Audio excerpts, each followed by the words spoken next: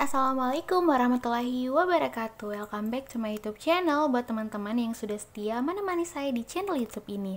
Dan welcome buat teman-teman yang baru gabung. Jadi kali ini kita masuk lagi pada seri pengetahuan, khususnya untuk bidang matematika. Nah, ini lanjutan dari video sebelumnya yang membahas tentang trigonometri. Nah, sekarang kita masuk untuk materi bagaimana membuat grafik fungsi trigonometri. Ya, baik. Jadi kita mulai bagian pertama dulu, yaitu kita bagaimana menggambar grafik fungsi dari sinus. Nah, jadi grafik dari fungsi y sama dengan sin x pada koordinat kartesius adalah seperti ini.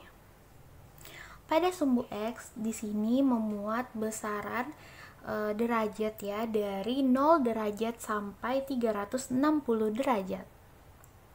Tentunya gelombang ini bisa diperpanjang ke sebelah kanan sesuai dengan besaran derajatnya, yang pastinya kalau ke kanan itu derajatnya melebihi dari 360 derajat. Kemudian dan tentunya bisa juga diperpanjang ke kiri dengan arah sumbu x negatif. Tapi kita hanya menggunakan satu gelombang ini saja untuk dicontohkan. Kemudian sumbu y di sini menunjukkan nilai fungsi sinnya. Misal untuk x sama dengan 30 derajat, maka sin 30 derajat itu adalah 1/2 atau 0,5. Jika nilai x 90 derajat, maka nilai sin x 90 derajat itu adalah 1, dan begitu seterusnya. Selanjutnya kita akan mengenal istilah amplitudo dan periode. Amplitudo adalah simpangan terjauh dari titik kesetimbangan. Di sini titik kesetimbangannya itu adalah, jadi titik kesetimbangannya itu adalah sumbu x. Jadi pada grafik ini amplitudonya adalah 1, karena jarak dari puncak yang pertama itu adalah 1. Kemudian begitupun jarak dari puncak yang kedua ini itu juga amplitudonya adalah 1, seperti itu. Sedangkan periode adalah waktu yang diperlukan untuk satu gelombang. Inilah yang dinamakan satu gelombang, yaitu terdapat satu bukit dan juga satu lembah.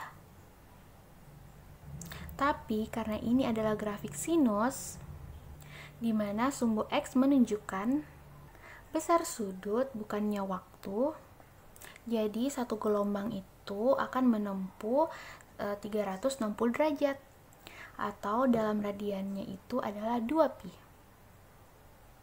Nah, setelah kita memahami bentuk dari grafik fungsi sinus ini, kita masuk ke persamaan dari fungsi sinus.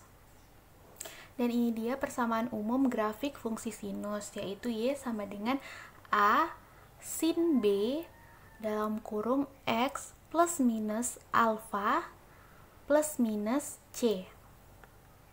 Dengan a, b, dan c adalah konstanta, dan alfa yang ini adalah sebuah sudut. Dimana untuk A di sini adalah amplitudo atau simpangan terjauh, B adalah gelombang tiap periode, dan alfa di sini akan mengakibatkan pergeseran ke kiri jika nilainya positif dan pergeseran ke kanan jika bernilai negatif. Dan nilai C adalah yang mengakibatkan pergeseran ke atas ketika nilai C-nya di sini positif, dan akan mengakibatkan pergeseran ke bawah ketika nilai C-nya di sini adalah negatif. Berikut ini adalah contoh grafik sinus yang berbeda.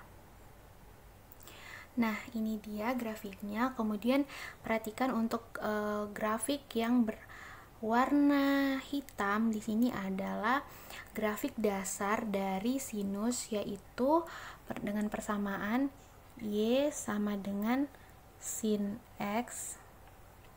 Kemudian yang bergaris merah adalah persamaan Y sama dengan 2 sin X. Jika kita bandingkan dengan persamaan umum ini, amplitudo di sini adalah 2 ya. Kemudian banyaknya gelombang dalam satu periode adalah 1, sedangkan alfa dan C-nya tidak ada atau 0. Sehingga amplitudonya pada grafik ini adalah 2, satu gelombang pada satu periode, dan tidak ada pergeseran ke kiri maupun ke kanan, tidak ada pergeseran ke atas maupun ke bawah. Nah, kita masuk pada contoh grafik yang berikutnya, yaitu terdapat perbedaan antara pada fungsi sinusnya. Nah, untuk gambar yang kedua ini terdapat perbedaan di nilai B-nya, yaitu gelombangnya terdapat 2 gelombang ya pada satu periode. Nah, untuk gambar yang ketiga ini terdapat perbedaan di nilai C-nya, yaitu plus 1. Sehingga grafiknya akan bergeser ke atas sebanyak 1 satuan. Atau bisa kita katakan bahwa yang awalnya titik kesetimbangannya itu pada sumbu X, sekarang berpindah menjadi Y sama dengan 1.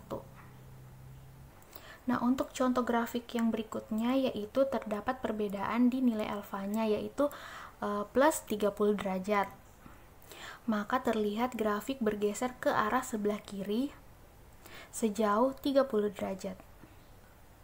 Contoh yang paling nyata di sini adalah coba kita ambil di titik akhirnya. Kita lihat titik akhirnya bahwa yang awalnya itu titik akhirnya berada di 360 derajat, sekarang berada di 330 derajat. Bisa dipahami ya teman-teman. Nah, untuk materi grafik kosinus dan seterusnya, sampai jumpa di video berikutnya ya. Assalamualaikum warahmatullahi wabarakatuh.